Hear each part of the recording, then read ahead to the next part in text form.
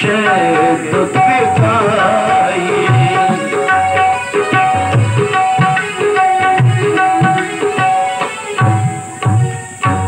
जैसे ग्रहों में शनि की 7.5 की दशा अयोध्या में आ गई।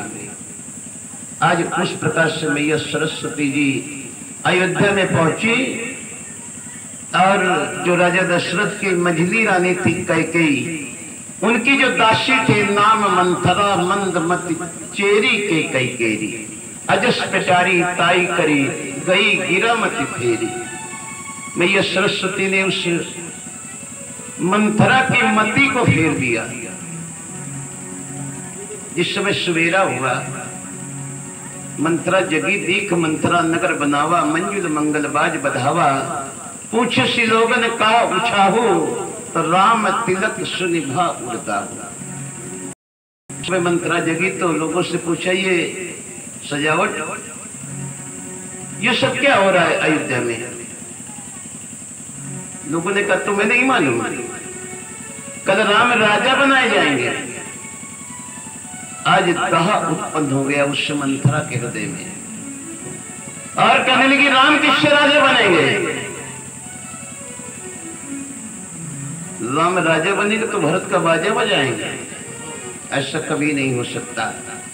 राम राजा नहीं बन सकते, राजा तो हमारे भरतलाल बनेंगे। और रोती विलपती कैकेयी के पास पहुंची। कैकेयी ने कहा हंस करके कि क्यों अनमनी हो दासी, क्या लक्ष्मण ने तुझे सीख दिया है क्योंकि तेरा मुंह बहुत चलता है? आज उस मंथरा को अवसर मिल गया।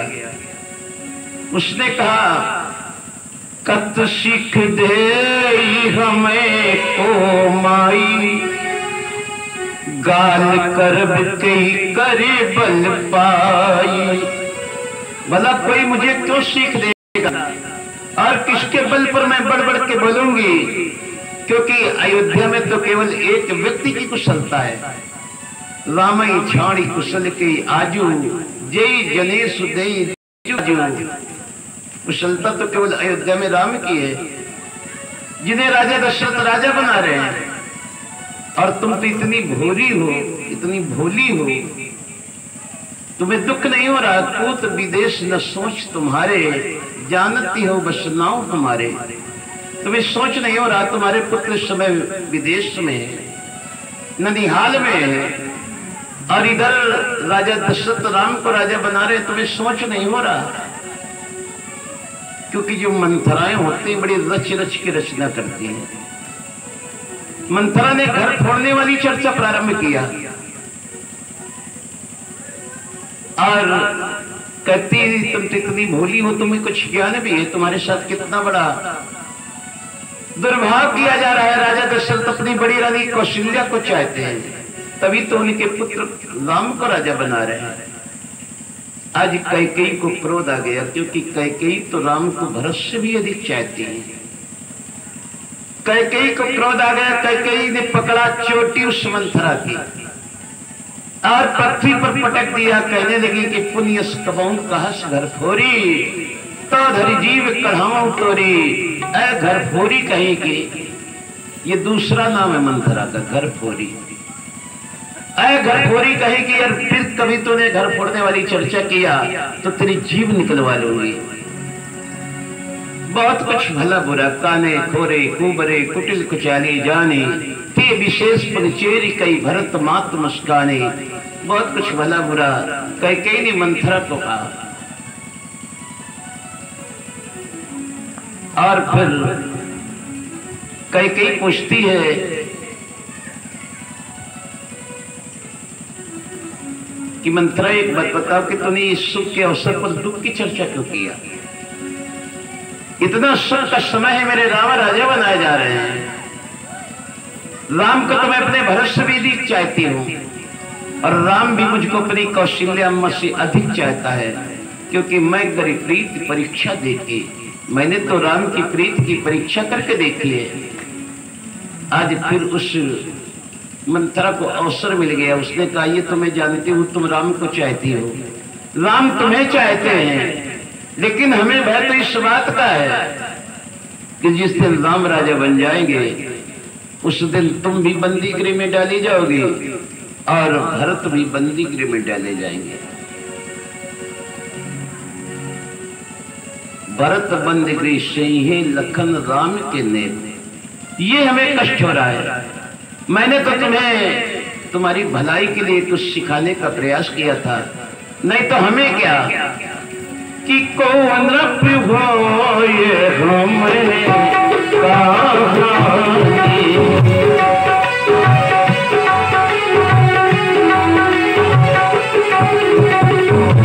तेरी छाड़ी न हो हुक्रानी।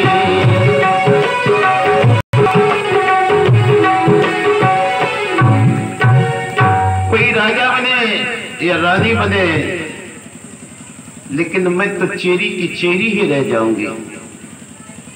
मैंने तो तुम्हारी भलाई के लिए तुम्हें समझाने का प्रयास किया था, लेकिन मैं तुम्हें कड़वी हूं, क्योंकि तुम्हें तो वही लगते हैं जो तुम्हारे से तुम्हारी बोले,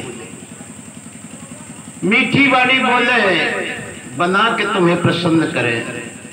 अब हम कहा अब ठकुर सुहाती और ना ही तो मौन रहा दिन राती। मैं भी ठकुर सुहाती बोलूंगी। आज कैसी कथा सत सवती के जी विधि बाण विरोध। आज मंथरा ने कैकेयी को सैकड़ों सौतों की कथा सुनाई और फोड़ करके फोड़ ही दिया उस मंथरा ने कैकेयी को। क्योंकि कौन ऐसा है जो कुसंगति पाकर के नशा न जाए।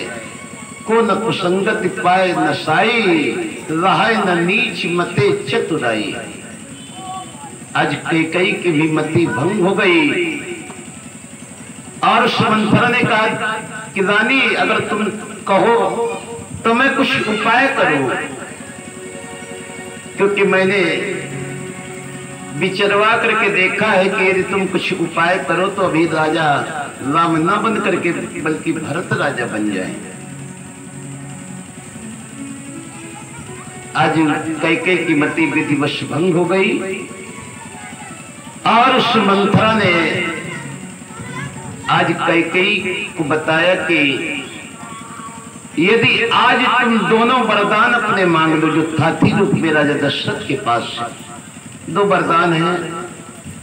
एक देवासुर संग्राम के समय का, दूसरा वरदान युद्ध करते करते जब राजा दशरथ के अंगूठे में कुष्ठ का रोग हो गया था, कैकेयी ने जब चाट चाट करके ठीक कर दिया था, उस समय भी राजा दशरथ ने कहा था कि दूसरा वरदान मांगो। उस समय भी कैकेयी ने कहा था कि अवसर आने पर मांगूंगी। आज उन दोनों वरदानों की याद उस मंथरा ने दिलवा दिया और कहा यदि आज वो वरदान मांग लो तो फिर राम राजा न बन पावे। पहले वरदान में भरत को राजगद्दी और दूसरे वरदान में राम को 14 वर्षों का वनवास मांगो। कैसे मांगोगी? कैकेयी ने कहा शाम के राजा दशरथ आएंगे तो मांग लूंगी। मंथरा ने कहा तब तो मिल गए, ऐसे नहीं मिलेंगे, क्रिया चरित्र करना पड़ेगा तुमको इसके लिए। ये राशि वस्त्र आभूषण उतारो, पुराने कपड़े पहन लो और जाकर के कोप भवन में लेट जाओ। जब शाम के समय राजा दशरथ आवे और तुमसे निशानी का कारण पूछे तब इन्हीं दोनों वरदानों की चर्चा करना, और जब देने को तैयार हो जाएं तो 3 बार पहले राम की सौगंध खवाना। जब त्रिवाचा हार जाएं तब पहले वरदान में भरत को राजगद्दी और दूसरे वरदान में राम को 14 वर्षों का वनवास मांगना। आज उस कुटिल गुरु कैकेयी को उस मंथरा ने सिखा दिया। मंथरा का बड़ा सम्मान कैकेयी ने किया। आजकल भी समाज में देखने को मिलता है जो कैकेयी है मंथरा का बड़ा सम्मान करते हैं, क्योंकि आजकल भी समाज में कुछ मंथराएं हैं। वैसे बाद किसी ने अपनी पुत्री का नाम मंथरा नहीं रखवाया अभी तक, लेकिन कुछ मंथराएं ऐसी गांव में होती हैं कि उनके कृत कर्मों को देख करके लोग कहते हैं कि बड़ी मंथरा है। आज भी कैकेयी बड़ा सम्मान करते हैं समाज में, जैसे कैकेयी ने उस समय किया था मंथरा का सम्मान। बहु विधि चेरी आदर उदेई अकोप भवन गवनी कैकेयी। आज भी समाज में जो कैकेयी है मंथरा का बड़ा सम्मान करती है। मंथरा के चक्कर में कहा अपने सगे संबंधियों को छोड़ दे, लेकिन उस मंथरा के पीछे बड़ा उसका सम्मान।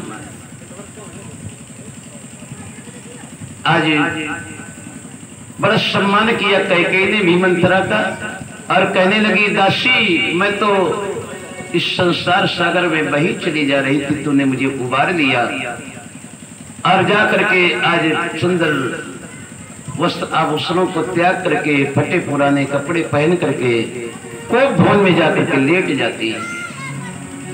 शाम का समय हुआ, सांझ समय सानंद नृप गयो कैकेयी गे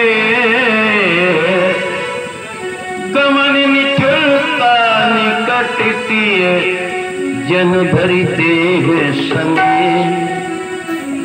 शाम के समय राजा दशरथ जब कैकेयी के भवन पहुंचे, ऐसे पहुंचे हैं जैसे स्वयं प्रेम ही शरीर धारण करके और निठुरता के पास पहुंचा हो। जन धरी देह सने। आज जैसे ही कैकेयी के भवन पहुंचे राजा दशरथ, दासियों ने कहा वो तो कोप भवन में।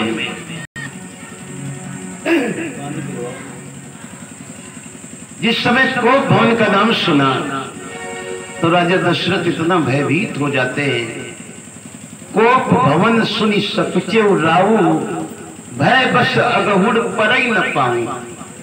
इतना भयभीत हो गए कि आगे की ओर पैर नहीं बढ़ रहा।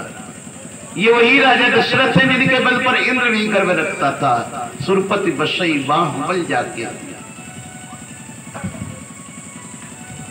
इंद्र भी जिनके बल पर गर्व करता था, आज नारी के कोप को सुनकर के राजा दशरथ इतना भयभीत हो गए कि आगे की ओर पैर नहीं बढ़ रहा।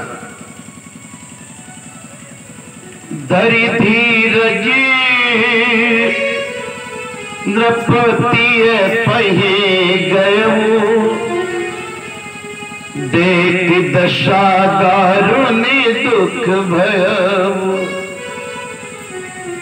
आज धैर्य धारण करके राजा दशरथ जैसे ही कोप भवन पहुंचे, देखा कैकेयी की स्थिति के नीचे को मुख किए, लटाएं छिटकाए नीचे को मुख किए लेटी। आज पास में जाकर के कहते हैं प्राण प्रिया की हेतु रिशानी।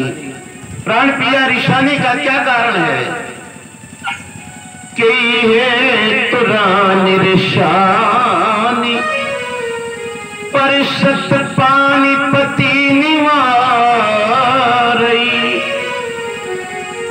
मानव सरोष भुमंग भामिनी विषम भाति निहारई। आज राजा दशरथ कह रहे कि प्राण प्यारी क्यों निशानी हो। कैकेयी ऐसे देख रही है मानव सरोष भुवंग भामिनी, जैसे क्रोध में भुवंग भामिन माने सांपिन देख रही हो।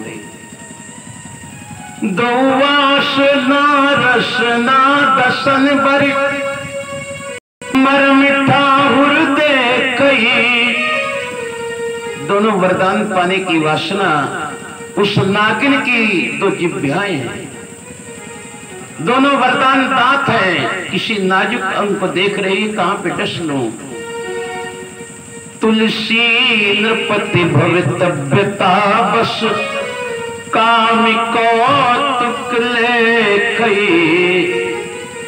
गोस्वामी जी महाराज कहते हैं कि ये काम की कला का प्रभाव है जो राजा दशरथ आज कैकेयी के आगे कह रहे रानी क्यों निशानी हो, क्या चाहती हो। क्योंकि शाम का समय है, सानंद नप कैकेयी के भवन में गए हैं, जिससे प्रेम ही शरीर धारण करके पहुंचा हो।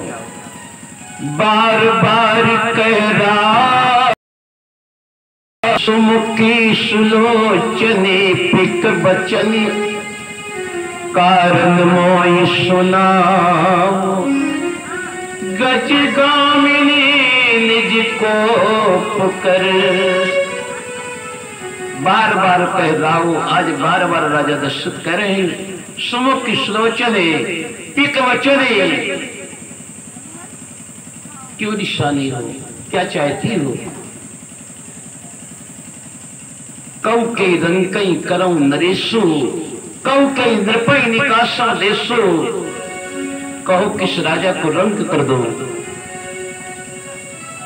किस रंग को राजा कर दो, किसको अवध में रखूं, किसको निकाल दो, क्या चाहती हो? सकऊं तोर अरि अमरो मारी, का कीट बपुरे नर नारी। यदि तुम्हारे शत्रु कोई अमर भी हो तो उनको भी मैं मार दूं, क्या चाहती हो? आज राजा दशरथ कहते हैं बार बार, रानी क्यों निशानी हो, क्या चाहती हो? आज कैकेयी ने कहा, ये तो मैंने बहुत बार सुना, मांग मांग पे कहो पिए, कबहू देव न लेव, देन कहे वरदान दो ते पावत संदेव। ये तो मैंने बहुत बार सुना कि मांगो मांगो क्या चाहती हो, दिया लिया कुछ भी नहीं, हमारे तो वरदान भी तुम पर है, वो भी मुझको मिलने में संदेह लग रहा है। आज राजा दशरथ कहते रानी ऐसा न कहो, क्योंकि तुम तो जानती हो मेरा घोर स्वभाव है, मैं भूल जाता हूं। न तुमने कभी मांगा न मैंने कभी दिया, दुई के चार मांगी मत ले हूं, लेकिन ये दोष न लगाओ कि मैंने तुम्हें दिया नहीं। दो के चार मांग लो, मैं देने को तैयार हूं, लेकिन ये दोष न लगाओ मुझ पर कि मैंने तुम्हें दिया नहीं। क्योंकि रानी हमारे रघुवंश की ये रीति है कि रघुकुल रीति सदा चलिया,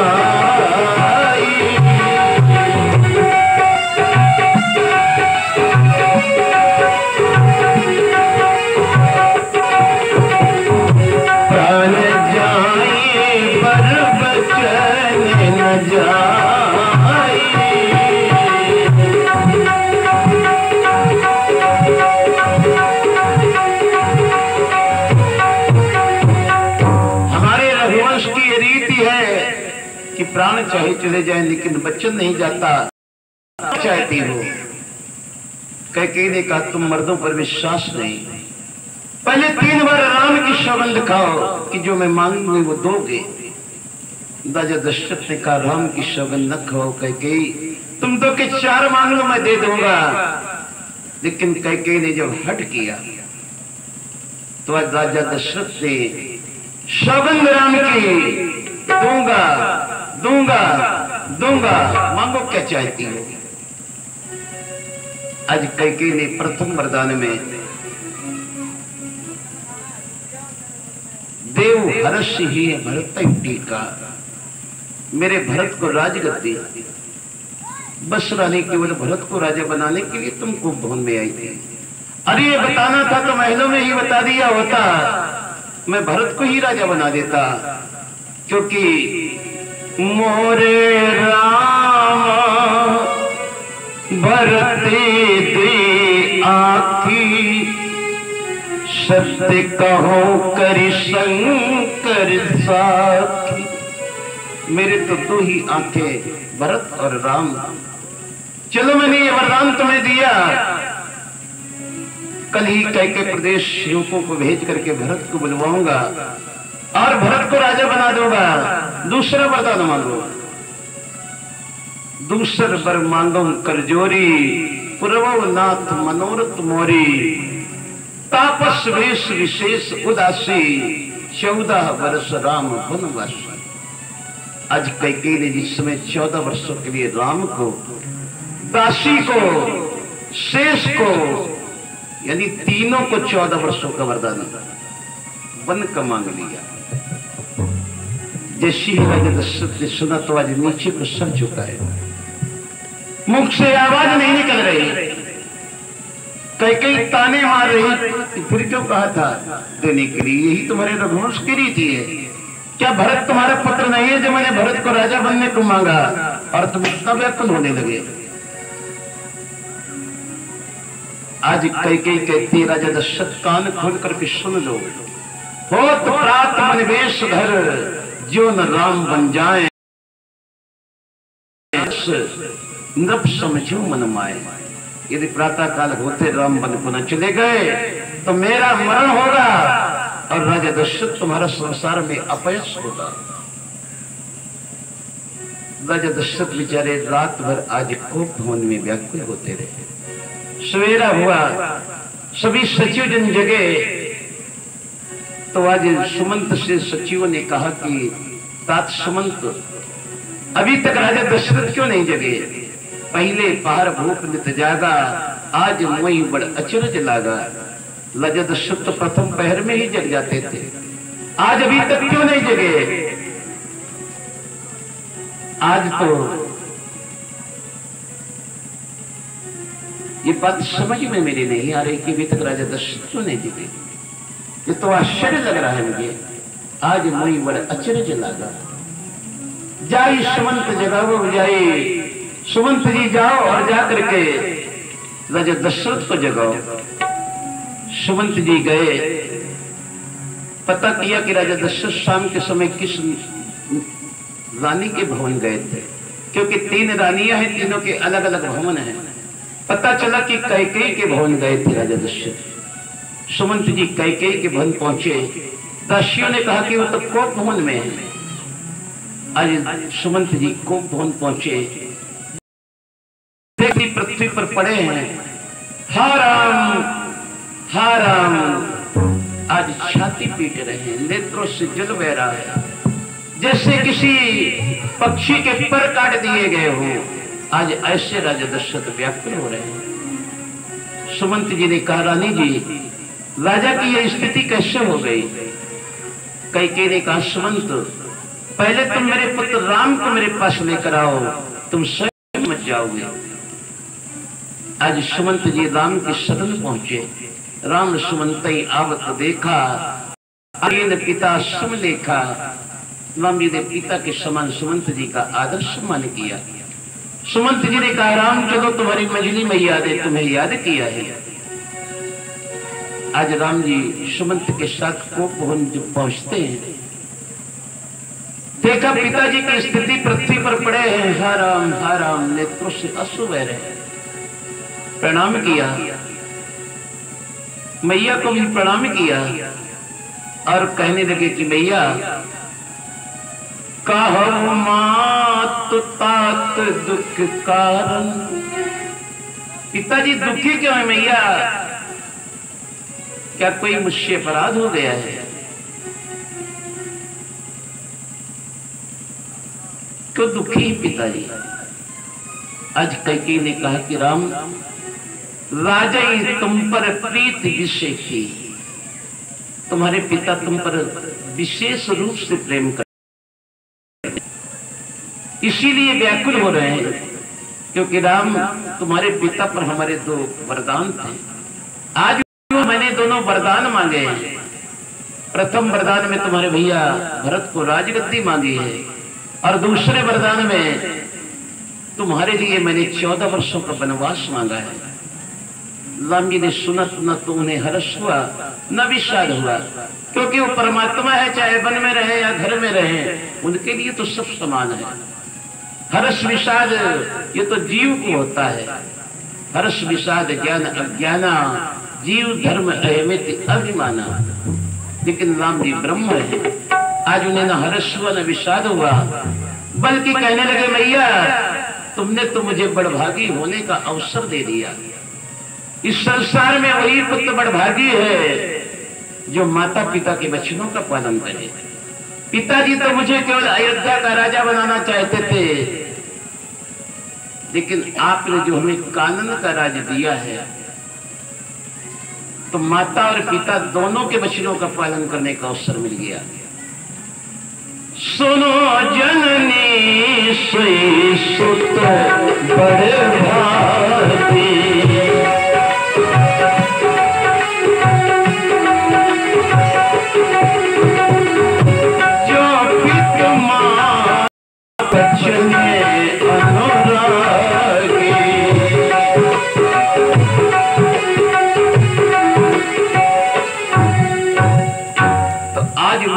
मुझे बड़भागी होने का अवसर दिया है मैया। तनय मात पितु तोषण हारा, जननी इस संसार में ऐसा पुत्र दुर्लभ है, दुर्लभ जननी सकल संसारा। जो माता पिता को अपनी सेवा से संतुष्ट कर दे, ऐसा पुत्र तो संसार में दुर्लभ है मैया। आज आपने हमें ये बड़भागी होने का अवसर दे दिया। आज कैकेयी ने कहा कि राम, यदि तुम अपने पिता को और दुख नहीं देना चाहते हो तो लो ये वल्कल वस्त्र मैं तुम्हें सौंपती हूँ, ये तपसी वस्त्र, ये राशि वस्त्र आभूषण उतारो, ये वल्कल वस्त्र धारण करो और जितना जल्दी हो जाए तुम। आज राम जी ने सहर्ष वल्कल वस्त्रों को स्वीकार किया, अपने राशि वस्त्र आभूषण त्याग दिए और वन का साज सजाने लगते हैं।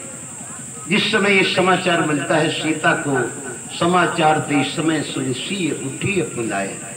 अभी हाल में ही विवाह हुआ था और पति को 14 वर्षों का वनवास। सीता ने सुना तो व्याकुल